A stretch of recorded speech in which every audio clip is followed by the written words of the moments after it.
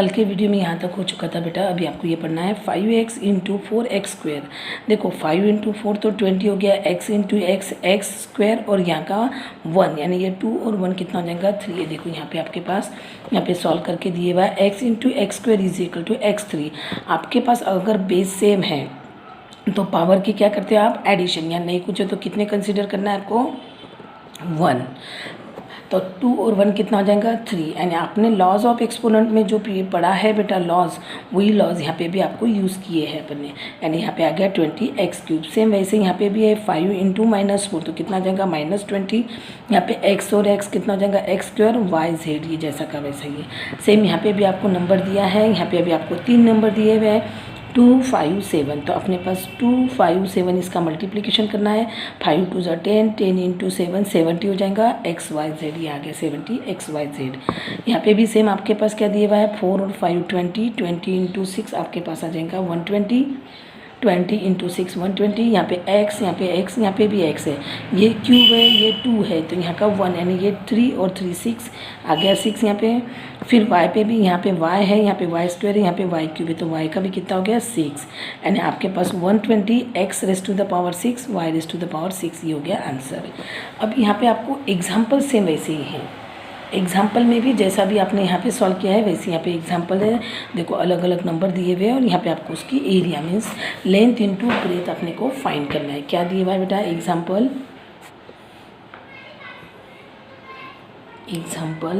कितना बोला हुआ है आपको एग्जाम्पल 3। अब यहाँ पे आपको क्या बोला हुआ है complete the table for area of rectangular. आपके पास रेक्टेंगुलर उसका दिए हुआ है तो यहाँ पे आपको क्या दिए हुई है बेटा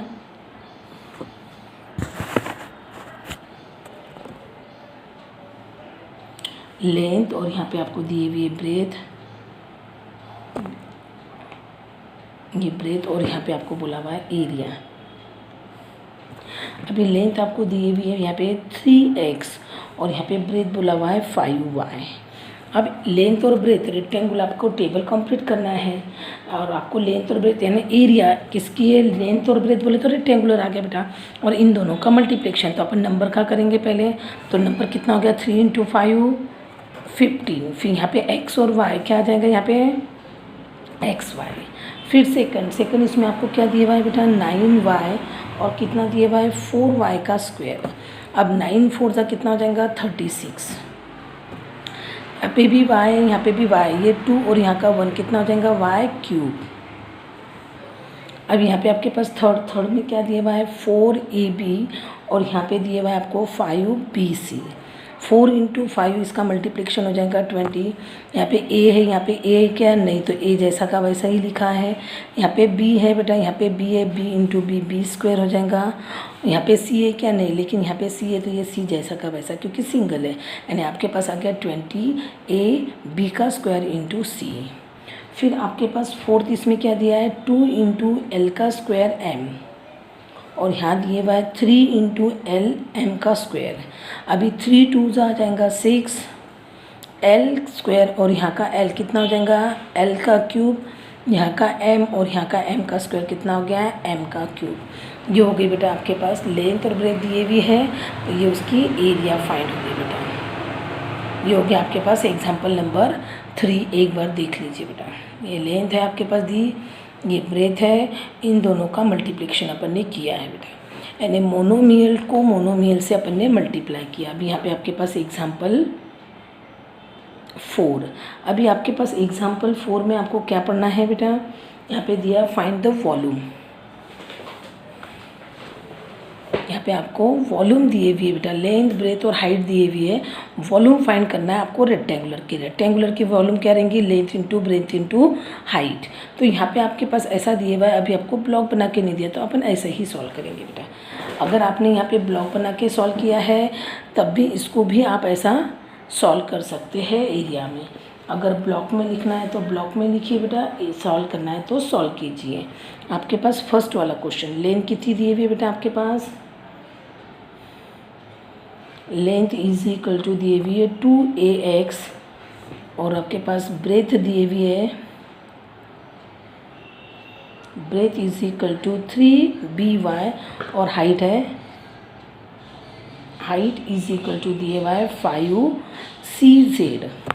आपके पास लेंथ ब्रेथ हाइट दिए हुई, तो क्या लिखना है यहाँ पे आपको, volume of rectangular, volume of rectangular क्या आ जाएगा बेटा, L into B into H. L कितना दिया हुआ है 2AX into 3BY into 5CZ। अब यहाँ पे आपके पास जो नंबर है, नंबर की अपन क्या करेंगे, मल्टीप्लिकेशन। 3 इंटू 2 हो जाएगा 6, 6 इंटू 5 हो गया आपके पास 30। फिर यहाँ पे ए कहीं है क्या, नहीं, तो ए आ गया। फिर बी कहीं है क्या, और नहीं, फिर बी, ये सी, और एक्स वाई भी है क्या, नहीं, तो एक्स वाई जेड, यानी 30ABCXYZ ये उसका आंसर है बेटा। 30ABCXYZ ये उसका आंसर है। अभी इसमें कहीं आपके पास सेकंड वाला ये हो गया फर्स्ट। अभी यहाँ पे आपको सेकंड दिया हुआ है बेटा। सेकंड में क्या दिया है आपको,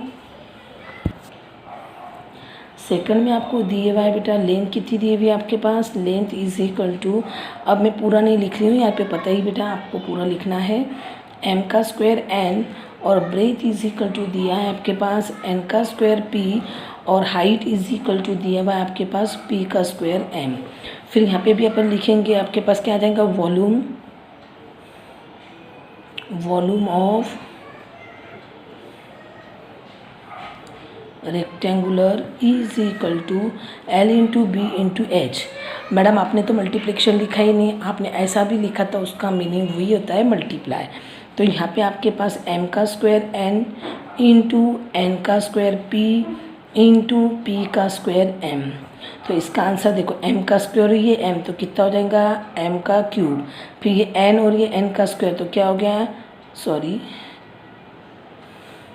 इसका आंसर मैं यहाँ पे लिख रही हूँ बेटा, नीचे जगह कट हो गया इसलिए, m का क्यूब n का क्यूब, अरे यार यहाँ पे सॉरी बेटा, यहाँ पे भी और गलती हो गई, m का क्यूब n का क्यूब और p का क्यूब, क्योंकि वहाँ पे थोड़ा लिखने में गलती होगी तो मैं पीछे और लिख देती हूँ बेटा। क्या आ गया बेटा आपके पास आंसर,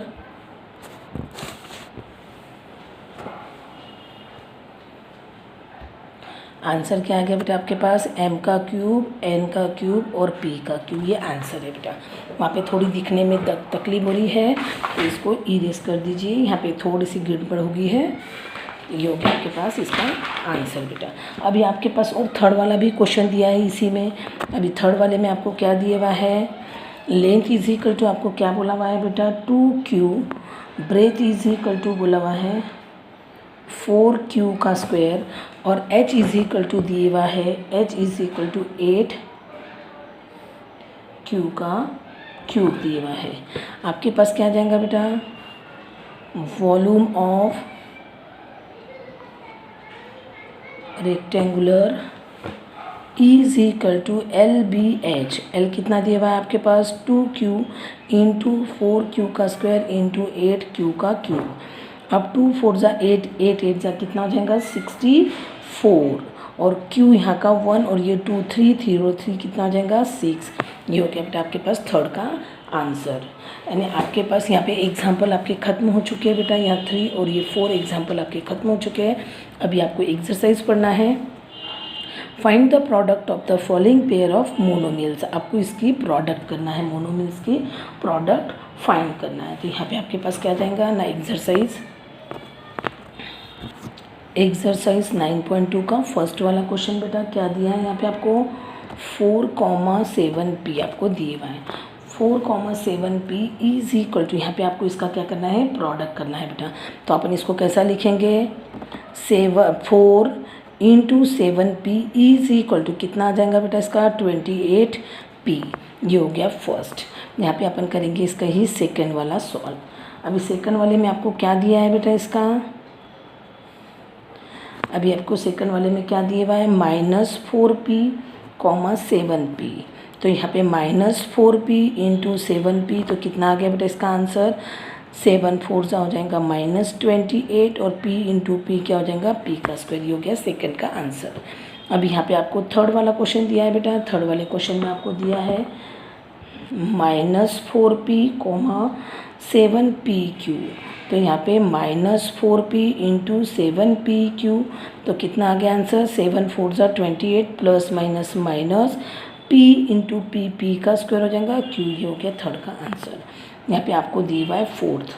अभी फोर्थ में क्या बोला हुआ है बेटा? 4p का क्यूब माइनस 3p, यहाँ पे आ जाएगा 4p का क्यूब इंटू -3p, ये हो जाएगा 4 इंटू 3 हो जाएगा 12 प्लस माइनस माइनस p और यहाँ का 3, तो कितना हो जाएगा p⁴। अभी यहाँ पे आपके पास 4 हो गया। अभी यहाँ पे 5 वाला क्वेश्चन, 5 वाले क्वेश्चन में क्या दिया है? 4p और 0, 4p इंटू 0, 0 को कोई भी नंबर से अगर मल्टीप्लाई करेंगे तो आंसर क्या आ जाएगा बेटा? 0। ये हो गया बेटा आपके पास question number first solve. Second वाला क्वेश्चन कल अगले वीडियो में अपन पढ़ेंगे।